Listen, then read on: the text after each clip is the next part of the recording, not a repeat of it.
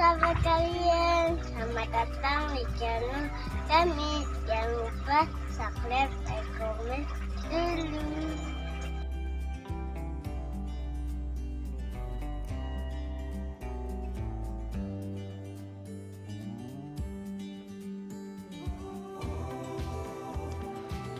Bismillahirrahmanirrahim. Assalamualaikum warahmatullahi wabarakatuh.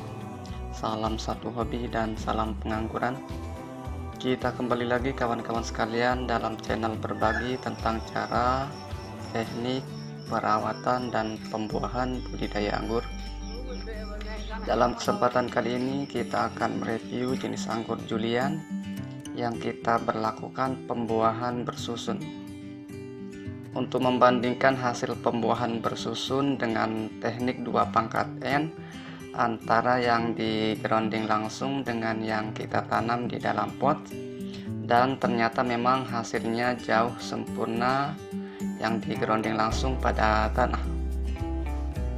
Terlihat di sini bunga-bunga yang dihasilkan sangat mendekati sempurna. Itulah yang membedakan pembuahan dengan mengandalkan antara potes pucuk dengan pemangkasan langsung pada batang utama di setiap cabang pembuahan. Nah, pembuahan bersusun ini kita rancang sebelumnya, artinya kita harus punya target dulu antara pembuahan pertama. Setelah itu baru kita siapkan pembuahan berikutnya, yaitu pembuahan bersusun. Nah, kenapa perlu kita siapkan? Karena persiapan ini menentukan faktor keberhasilan kita dalam pembuahan. Apa saja yang perlu kita siapkan dalam pembuahan bersusun ini? Mari ikuti videonya sampai tuntas biar teman-teman tidak salah dalam mengaplikasikannya. Yang pertama,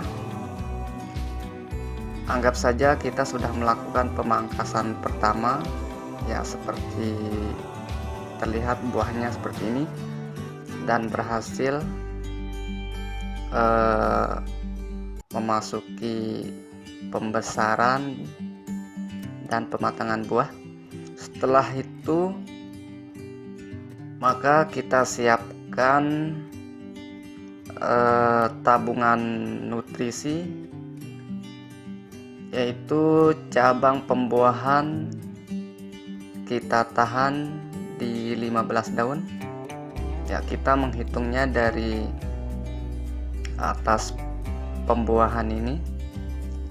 Ya, kita hitung sampai 15 daun. Yang kedua, setelah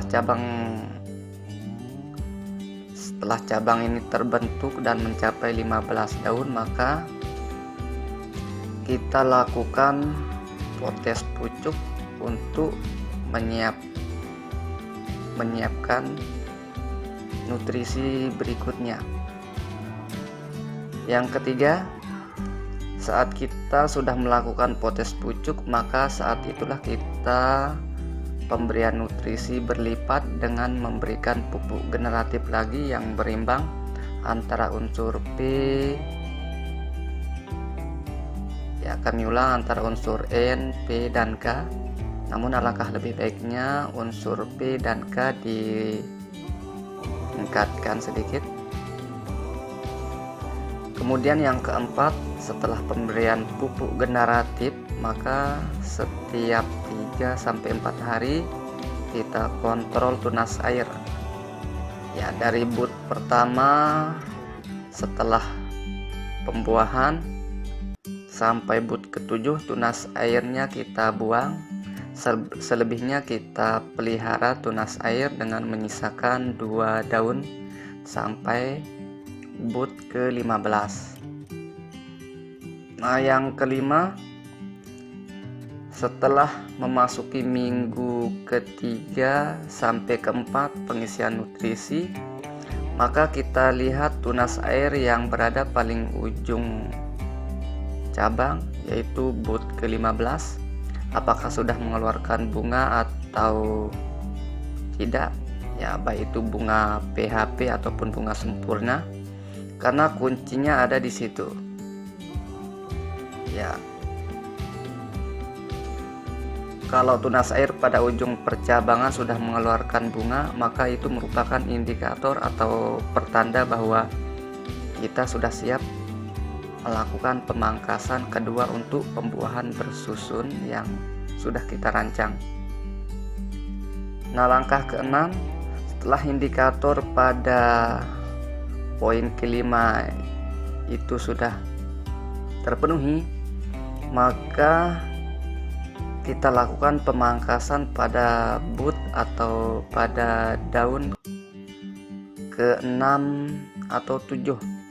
Ya, kita pilih di antara bud ke-6 dan 7 itu mana yang paling gemuk dan bulat. Ingat kawan-kawan sekalian, pemilihan bud juga menentukan keberhasilan dalam pembuahan bersusun ini. Jangan kita lihat besarnya saja, namun selain besarnya bud, harus bentuknya opal atau bundar. Ya, jangan pilih yang runcing, karena itu menandakan bud tersebut belum terisi alias cuma membawa tunas saja tanpa dibarengi dengan bunga.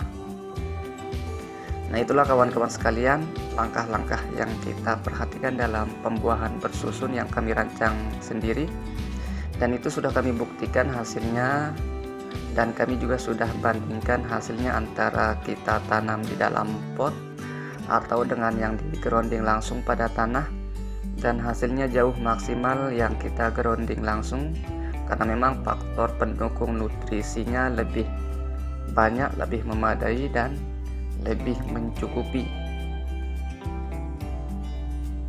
Nah, pembuahan bersusun ini kami rancang untuk pembuahan dini. Ya, artinya pembuahan yang berkelanjutan dan seiring pembentukan cabang sampai umur pohon mencapai usia dewasa, yang nantinya pada titik tertentu kita lakukan pruning foundation untuk meremajakan cabang pembuahan dari awal agar hasilnya tetap maksimal. Nah, jadi pembuahan bersusun ini kita bisa targetkan kita lakukan 3-4 kali pembuahan bersusun. Nah, itu kalau yang di dalam pot, dan usahakan pembuahan bersusun ini kita rambatannya kita lakukan dengan teknis rambatan para-para. Nah, karena memang pembentukan cabangnya terus berlanjut, tidak seperti yang menggunakan sistem teralis yang sistem percabangannya terbatas. Nah, itu dia kawan-kawan sekalian hasil analisis yang telah kami lakukan, dan ini sudah kami terapkan di beberapa jenis anggur yang kita tanam. dan hasilnya cukup memuaskan, dan kami berharap ini dapat menginspirasi kawan-kawan sekalian. Ya, kurang lebihnya kami mohon maaf. Billahi taufiq wal hidayah. Wassalamualaikum warahmatullahi wabarakatuh.